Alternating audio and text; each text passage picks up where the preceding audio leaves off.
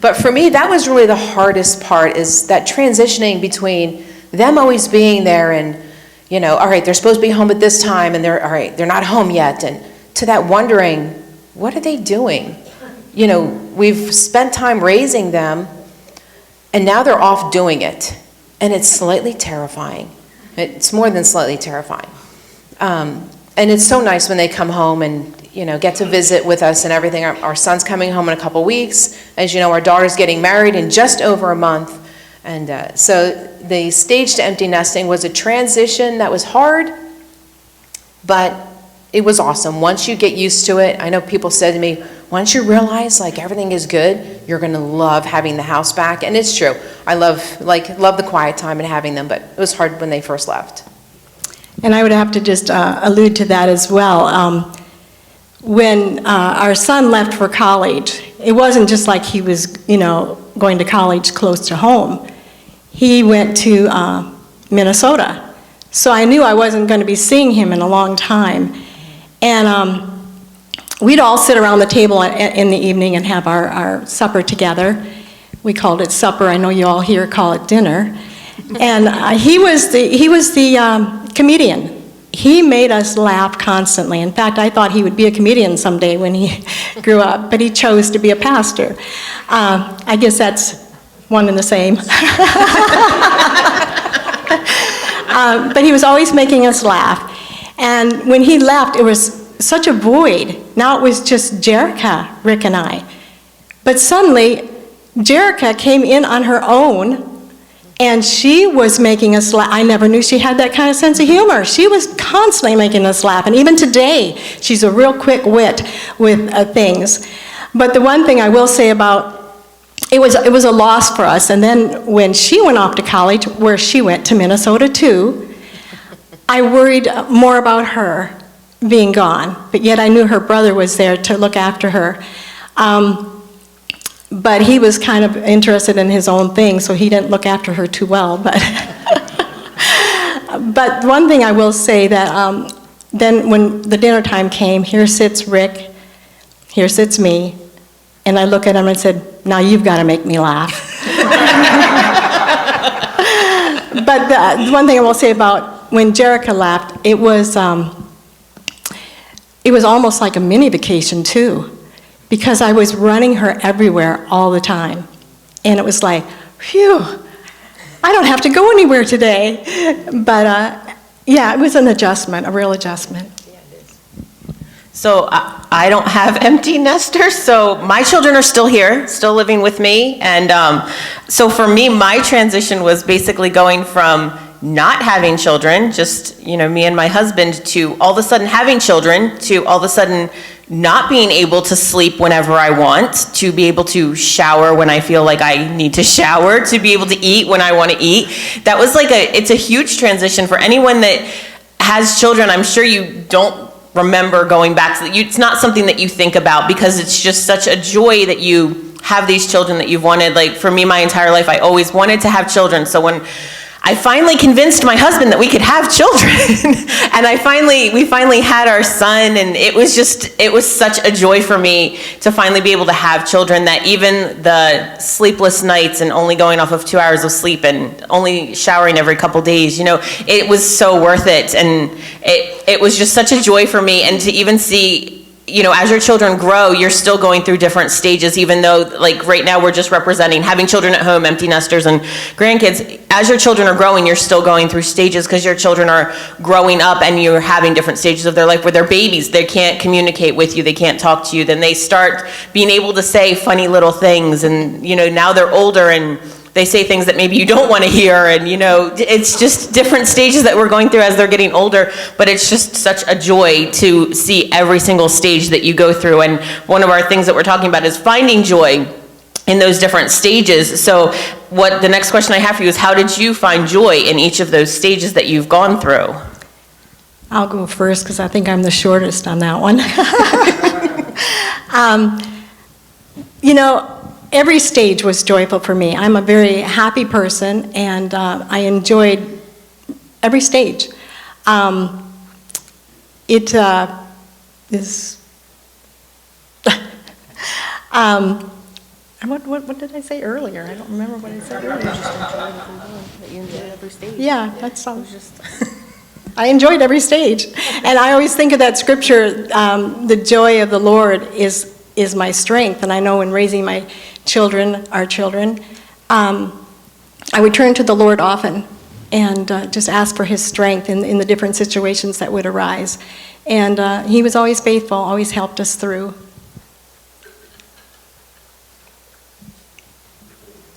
My turn. I couldn't remember what question we were on. I started thinking about my answer, and I was like, wait, what question are we on? This is not easy up here. I'm also in that stage where I can't remember things. Joy in each stage, you just have to learn to find it when sometimes things are difficult. When they're little and they're crying, like Kelly said, you're tired, you have to find joy somewhere.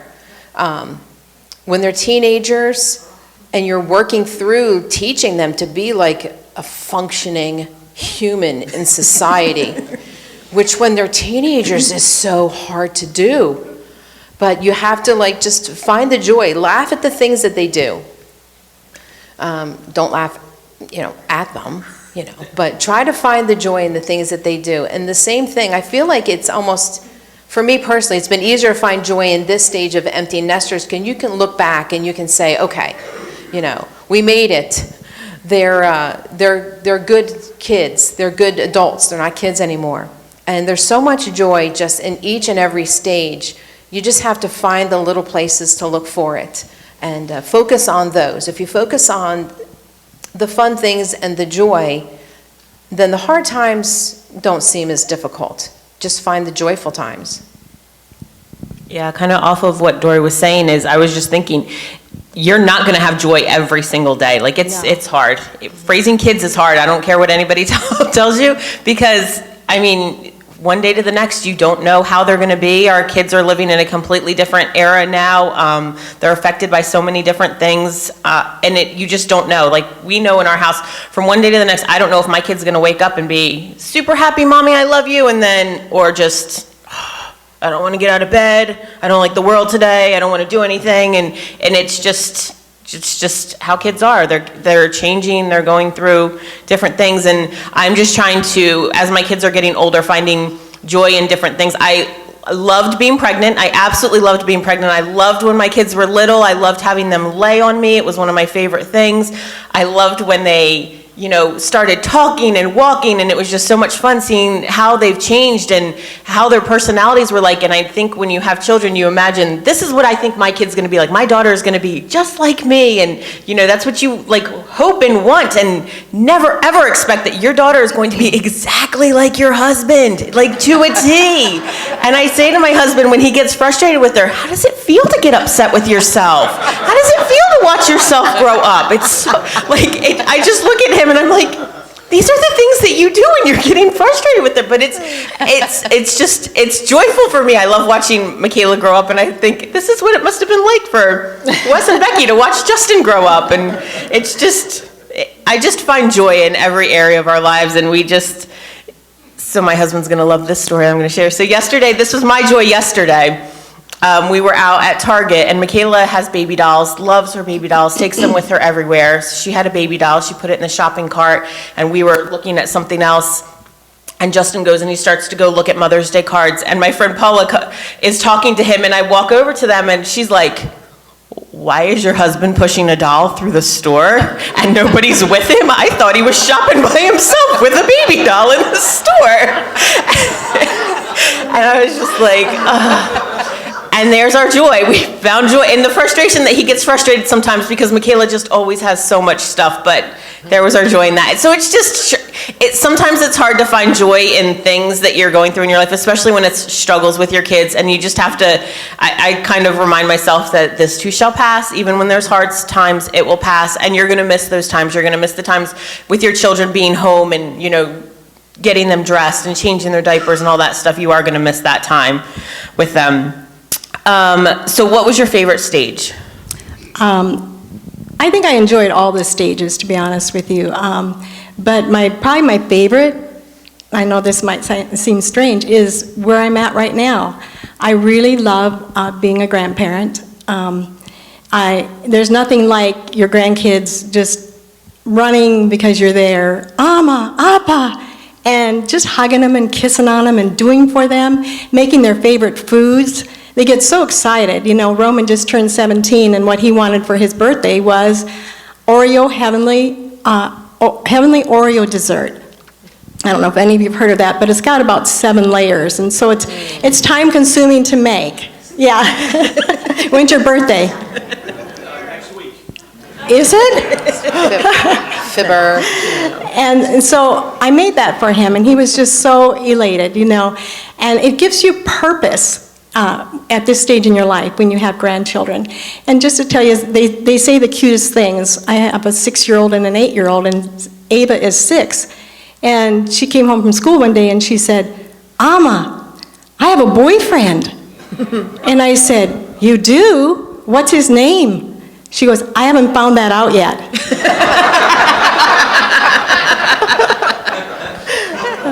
So I really enjoy this stage. It's a lot of fun, a lot of laughter. I think like each stage you're in, like when my kids were little, you were like, this is so much fun. I love this stage. I can't imagine what the next stage is going to be like. And then you're in that next stage and you're like, oh my gosh, I love this stage. I can't imagine what the next stage is going to be like. And that even goes from like, you know, infants to toddlers to, you know, adolescents to teenagers. You know, you're like, oh my gosh, how am I going to? And to kind of relate it to, you know, I work in a school and my 3rd graders will go, how am I going to do this next year? They do such hard work in 4th grade. They do just hard work in 5th grade. And I'd say, you're not there yet. We're training you now for what you're going to learn next year. It's going to be okay. And it's kind of the same thing with the staging of parents. Like each stage that you go through, you're enjoying it, but yet you're terrified for the next stage. But you make it through. You all make it through. And you just keep working through. I enjoyed all the stages. I think my favorite stage is the stage they're in right now because they're adults.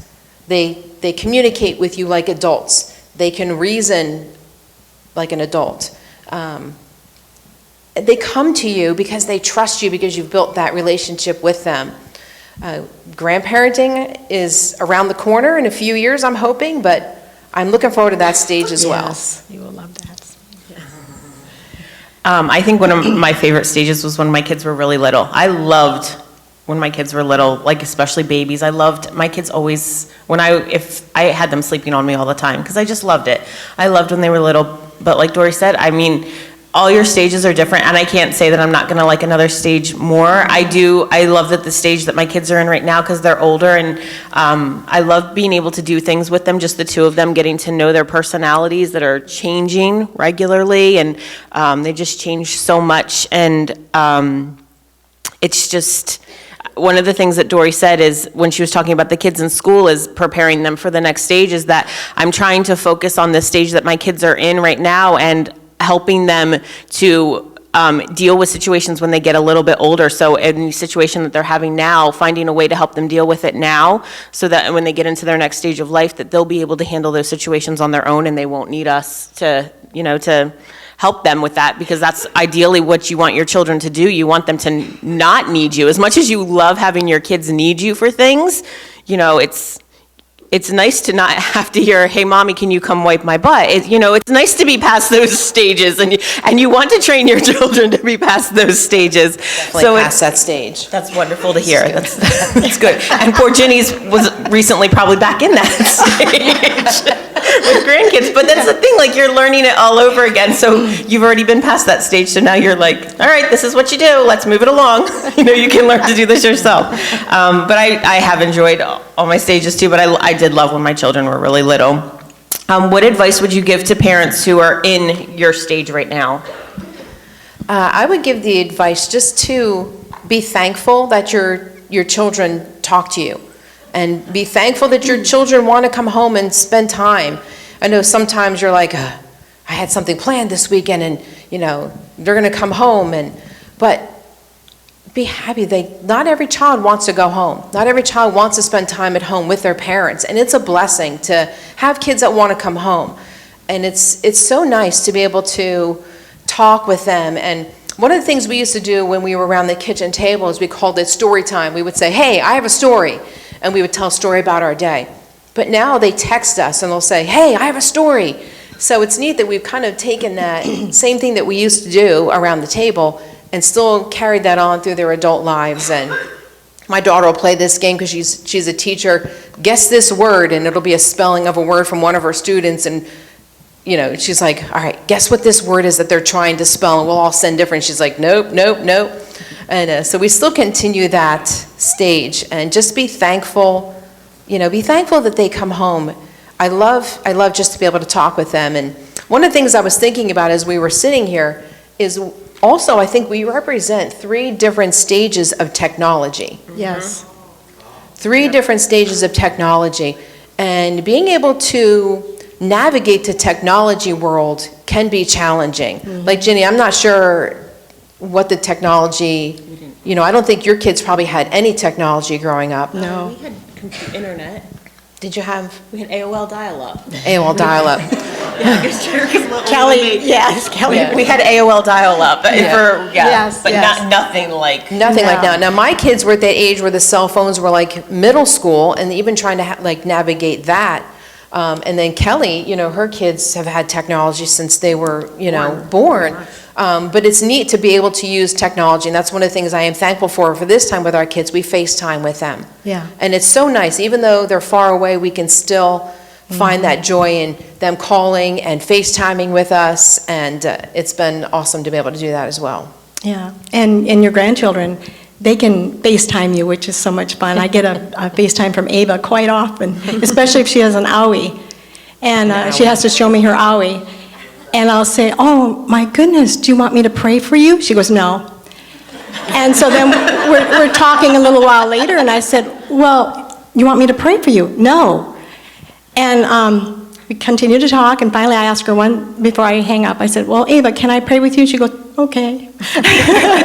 Don't know what that is all about, but she goes there. My advice I would just like to know, how many grandparents do we have sitting out here? Can you raise your hand up? Well, I have no advice for you. Because you are exactly where I'm at. And, but I would say that if you're awaiting to be a grandparent, I could just say, I know you're going to enjoy it. And you probably hear this from everybody. It's just great being a grandparent. I remember hearing that when I was a mom, young mom, how great it was to be a grandparent. And I would think, why? I just couldn't fathom their excitement over it. But when you become one, you know why. It is just the greatest thing to love on your kids. And like I said, they make you laugh, and it just gives you purpose at this stage in your life to enjoy them. One thing I would say is, at this age, with my kids being the age they are, to have patience. It's hard to say. I lost my shoe. Sorry. My foot fell asleep and my shoe fell off. Sorry. That's what that thump was. It's my shoe somewhere down there. Sorry, Kelly. It's okay. I apologize. Just try to have patience with your kids. It's hard to say that, but I mean, our world is just so different now than it has been when I was a kid. It's so much different. Like Dory was saying, the technology is different, which I don't care what anybody says, it affects your kids. When your kids have too much screen time, and I pretty much can, if you haven't noticed this, take the screen away from your kids for a couple days. I guarantee you will see a difference. Guarantee it. Because it definitely affects your kids. It's something with in their brain. I don't know what it is, but it just, we can see that with our kids when they've had too much screen time, whether it's TV, the iPad, their phones, like whatever. It definitely affects your kids, and it can change the way that they are. And a lot of times that will cause you to not have as much patience. And you really need to listen to what your kids are saying to you without them saying it to you. We were talking about this downstairs, that a lot of times, Dory had mentioned that when they were real little, she's like, I didn't really like it because, they'd be crying, I didn't know what they want. Just tell me what you want, tell me what you want. My kids are 8 and 10. They can be crying and I can say, what's wrong? And they still don't know.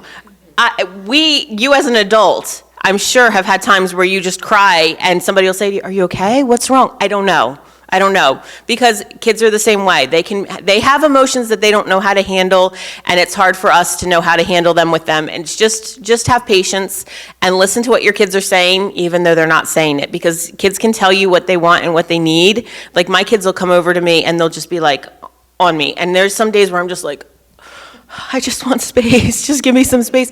But that's what they're needing. They're needing to be loved. They're feeling like they need a little bit of extra love that day. And it could have been something that happened at school, just that they just sometimes feel that need to be a little extra love. Justin says that to me sometimes. Oh, why are you so needy? Why do you can I just sit here without you holding my hand for 5 minutes? No, honey, you can't. Sorry, you're married to me and you need to love me because I need to be loved right now. So, and I feel like that's how our kids are sometimes, and they're not going to say that to you because they don't know how to say that.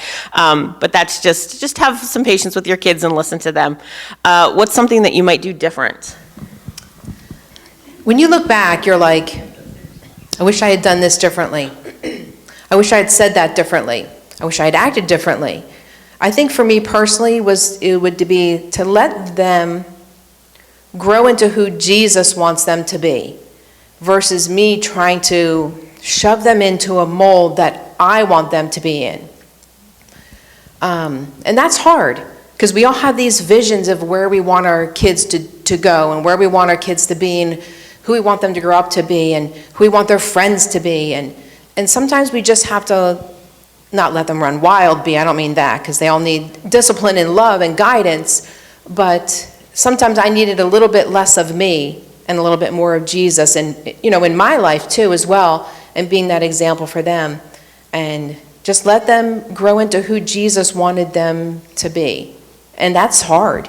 It's hard sometimes to do that.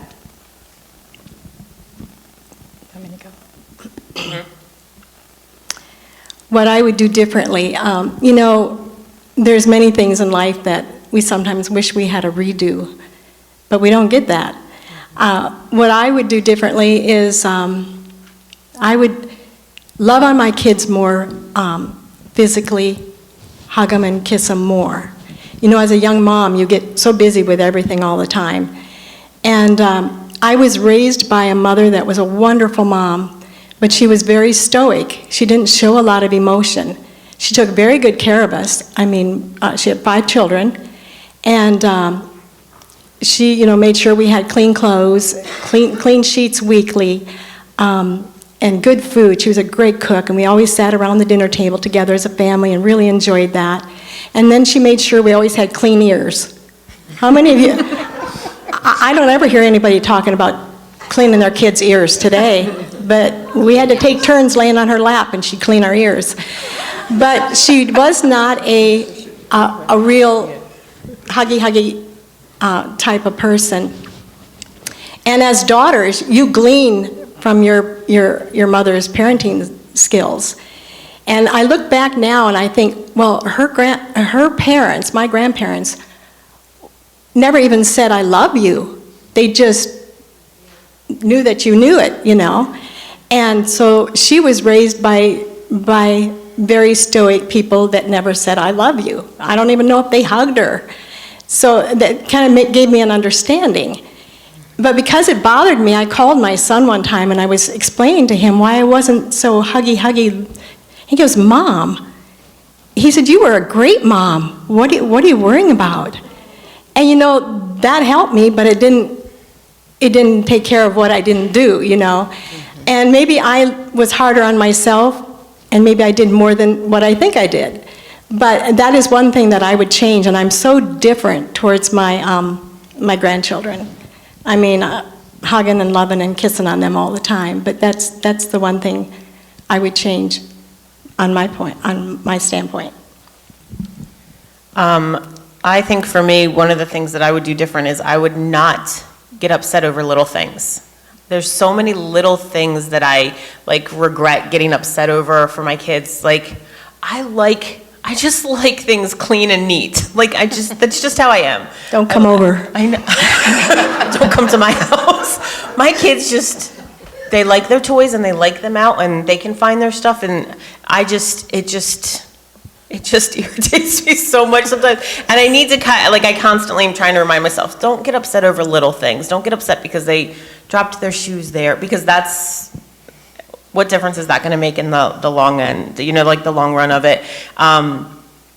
We, in our house, we're very big on saying that we love you and like hugging and kissing our kids. We've just always been like that, and we've just always made sure that that's something that's important, that our kids feel loved. And so that's another thing that we try to do, is just constantly try to let our kids know that they're loved, because it's so important that they, especially now, that kids need to feel that. They need to feel that they're loved. There's so much that goes on in schools where kids are bullied, and other kids may not be feeling that at home. And I feel that if you're showing love in your family, your kids are going to show love to other people. So that's, something that we're trying to do as well. Yeah, we were saying downstairs too that it's a very difficult cycle to break. If you grew up in a home that wasn't loving, and it wasn't something that was like ingrained in you, it's hard to break that cycle. It becomes almost like an everyday, I don't want to say struggle, but in the beginning it can be a struggle of learning how to retrain yourself. If that hasn't been poured into your own life, it's difficult to pour that out to others and to your own families as well. So if that is something that's your part of your story, try to do that. Try to break that cycle of loving your kids, being vocal and verbal and telling them how much you love them. Because if they don't get it at home, they're going to look for that void to be filled. And unfortunately, they might look for it somewhere outside the home. So it's very, very, very important for your kids to know how much you love them, and that you hug them and you tell them that. And it can be hard sometimes to do, especially if it's not natural. I'm not naturally like a hugger. I'm more like, this is my space, but I had to learn how to do that. And I'm more like that with my family, with my kids, hugging them, telling them I love them. Not as much I still have my circle, but at home, let your kids know how much that you love them, and hug them. And like Kelly said, or Jenny, I can't remember who said it, don't just assume that they know, because they might not know. It's great that you have a good home and food on the table and things that are clean, and you're providing the best ever, everything for them. But if they don't know and feel your love, all the rest of that doesn't really matter. Yeah, I feel like in your life, you look back on what your life was like when you were younger and growing up, and there's things that you're like, okay, this is what I want to do in my family, this is what I want to do, I want to be just like this person. And then there's probably parts in your life, like Jenny had said, where you look back and you're like, this is what my life was like, and I absolutely do not want this. Like, maybe your dad wasn't there, and you're like, I will absolutely not be like that in my family. I'm going to make it a point to make sure that my family is like that. And so you have to find that balance where, find people that have been good examples for you, that you want to be like, and things that you don't want to be like. In my family, my parents separated when I was in 8th grade. My mom was an amazing mom. I never knew if my mom was struggling. I could look back now and tell you, I can't tell you one area where I would have known that, because my mom did such a good job of, she dealt with it on her own or with her, friends or family, but never let us see it. And I knew what my dad was like, and so I knew, okay, this is not what I want in a husband. I want a husband that's like this, because I would know the opposite. And I feel like that's something that we all have in our lives, that, okay, we want to be like this, or we don't want to be like this. And that's kind of like what we're striving to as we're raising our kids. Yeah. I didn't really even realize until just a few years ago, it all kind of clicked for me, Yeah. What do you hope your children will pass on to their children? I'm hoping and praying that they pass on their Christian morals and values, and I think they're both doing a good job at that. We was telling the ladies downstairs as we were talking, we spent in 2019, before the pandemic hit, we had a wonderful 2 weeks in South Carolina with our son and daughter-in-law, and we'd never stayed that long before. And now, in looking back, that was all part of God's plan, because we have not seen them in 3 years. They're coming in June, which we're very excited about. But we stayed there for 2 weeks, and we watched and observed their parenting skills. And I have to say that we both were so impressed. They schedules, and I think that's important. that you keep a good schedule in your home. They kept their schedule, and they have, at that time they had a 17-year-old and a 12-year-old and a 9-year-old, and and what I came away from was that this is a very peaceful home. We were there 2 weeks. We enjoyed it immensely. There was no strife or no, yelling or carrying on. It was just a wonderful time. We sat around at night, and my son played the guitar, and Raina, she played the banjo, and they would sing, and we would listen and sometimes sing along if we knew the song. But it was just a peaceful home, and for that I'm so thankful, that it was that way. So I just think that I just hope and pray that they continue just instilling these values and things into their children. And also, I think being lighthearted in your home, having lots of laughter and fun together is so important. It helps you in all of your relationships in life, your work relationships, your home relationships, and your friends. And so I'm hopeful that they'll have more of a lightheartedness and just enjoy their kids that way. I think ours is the adults now, just our prayers that they are finding godly spouses. Yeah. Lindsay has found one, and Joseph has a wonderful girl that he's dating, and just to see them be able to find somebody that's godly and that loves God as much as that we do. And we just hope that they would continue with that and finding joy in their future. We want them to be able to, go to church, and as they begin to get married and raise their families, to take their families and their children to church and teach them like they were, going to Sunday school. And so that would be the biggest, I think, joy and blessing would be to see them just grow up the way that they were raised. Amen. And go to church and not sit around the table and, hold hands and sing Kumbaya. That's not, that's not, but just to enjoy life with their families, their future families, and to serve God and bring their children along with them. Yeah, I feel like that's all what we would all love to see is our children serve the Lord, and to pass that on to their children. That's definitely what we would love to see for our kids too, is that I would love to see for my kids to have like a deep and strong love for God, that they just want to worship Him and serve Him so much so that they want to pass that on to their kids. And I would hope that they would see that in me and Justin as an example of how much we love the Lord and how much we want to serve the Lord, so much so that they would want that, and that they would want that for their families as well. So I have 2 more questions for you that are surprises. Surprise questions for you. All right. No. No. Okay. Who is another woman in your life that has impacted your life? Can you think of?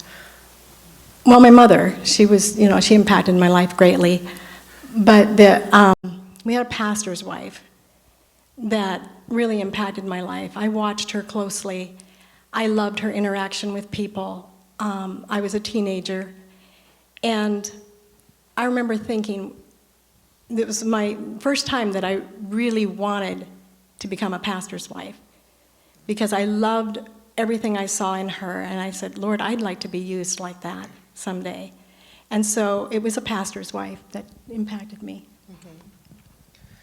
I know this seems like on Mother's Day the answer to say, but it truly was my mother, because when I was born, my parents were very young, had just been, married 10 months, were not saved, were not Christians, did not raise me in a godly home. But then to see, as I was in my early high school years, my mom accepted the Lord first and my dad shortly afterwards, just to see the growth that God did in their lives was truly, truly amazing. And then just be able to, being older at that point, being able to see how God has worked in their lives and how they turned things over to them. And my parents are, serving in their church now and are, just wonderful, godly people. And I go to my mom all the time with everything. And she's been just a huge, huge influence in my life. I actually have 2. So one is definitely my mom. My mom, I hope and pray that I am like my mom.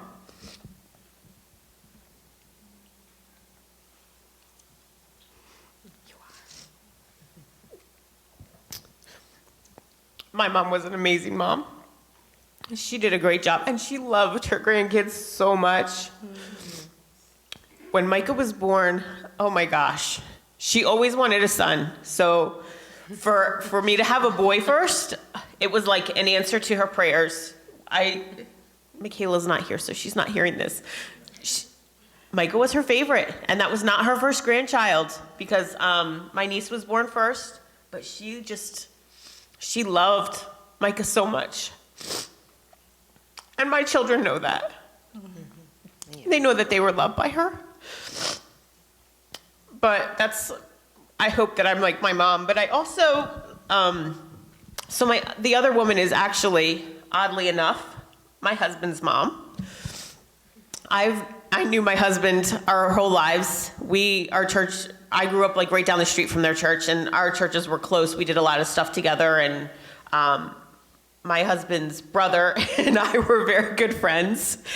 So we did a lot of stuff together. So we knew each other growing up, and I was involved in missionettes, and his mom was involved in missionettes. And I remember seeing her at events and hearing her speak and thinking, oh, I love her. I love her love for the Lord. My mom loved the Lord, but to see somebody in ministry in a different way, his mom actually really impacted my life a lot. And Pastor would call me when we first started here at the church, "Who's your favorite pastor?" And I'd say, "Becky Kenyon." He doesn't ask that question anymore because he doesn't like the answer. But she definitely, spiritually, was a wonderful example for me. Growing up, I loved seeing the way that she loved the Lord, the way that she served the Lord, and I still love hearing her preach. When we go to visit, I secretly hope that she's the one preaching that Sunday. My father-in-law is a great pastor too, but I just really, really love hearing her preach. She is an amazing preacher. So I was very blessed that I never ever would have thought that she would have ended up being my mother-in-law. So it's wonderful that she has had such a big impact on my life and is now the grandmother to my children. So it's wonderful. All right, here's your last one. You ready, ladies? No. What's something that you learned from your mom? How to be a good cook and to be a good mom. I mean, she was an excellent mother. She was an excellent mother. I think that too, how to be a good Keep cook. my ears clean, yeah. Keep your kids' ears my clean. mom too, yeah. Yeah, definitely. Like my mom was a phenomenal cook. I love to, she instilled a love for us in food and how to minister through food. And we minister a lot through food. Yeah. And, my mom today still, whenever they have something for their church, she's the first one to sign up for, they call them the food trains. And, bless somebody else with food. And just to, I learned from her is just to find the gift that your mother has. And if that's your gifting as well, try to emulate what she did and use that as an example. And one thing I could say about my mom is that she could really pray. Whenever we'd gather around before we'd leave to go back to Kansas, we'd all hold hands and she'd pray and there wouldn't be a dry eye there. She just was a wonderful prayer warrior. Yeah. I definitely learned a lot from my mom. Definitely cooking is one of them. My mom was Polish, so it's very similar to Italian with the food. And German. You cook, you feed people. That's Polish, they feed you. Lots of food. Yeah, so that's we're going to heal you with food. That's just kind of how it is. That's what we do in the church. You're sad, here's a bowl of soup. Yep, exactly. Somebody died here, let me give you tons of food, even though you don't want to eat. But yeah, I definitely learned cooking and baking from my mom. That's one of the things that I love about making pumpkin rolls. My mom taught me how to do that, so that's one of my favorite things to do. And there's certain things, like Justin's family, when we go, we're going out for Easter. No, we don't go out for Easter. We cook at home, and we have ham, and we have sweet potatoes, and we have potato salad, because that's what we always had my entire life. That's what we do. There's just those certain things, and there's things that I make macaroni salad, and whenever I make it, and I always give some to my sister, and she's like, oh, tastes like mom's. Tastes just like mom's. There's just certain things that just remind you so much of your mom. But one of the things that I definitely learned from my mom was prayer and fasting. I remember as a younger kid, I didn't really know what fasting was. I didn't know what that meant. All I knew was, you just don't eat for a while. And my mom had told me about it. She had her best friend growing up. Her son wasn't serving the Lord. He was my age, and I remember going to school with him, and he had all kinds of issues. And my mom would say, every Wednesday, we fast, every Wednesday. And I'm like, well, why, Mom? And she says, we're fasting for Joanne's son. And I said, for what? She says that he's going to come to know the Lord. For years, for as long as I can remember, every single Wednesday, my mom would fast with her best friend.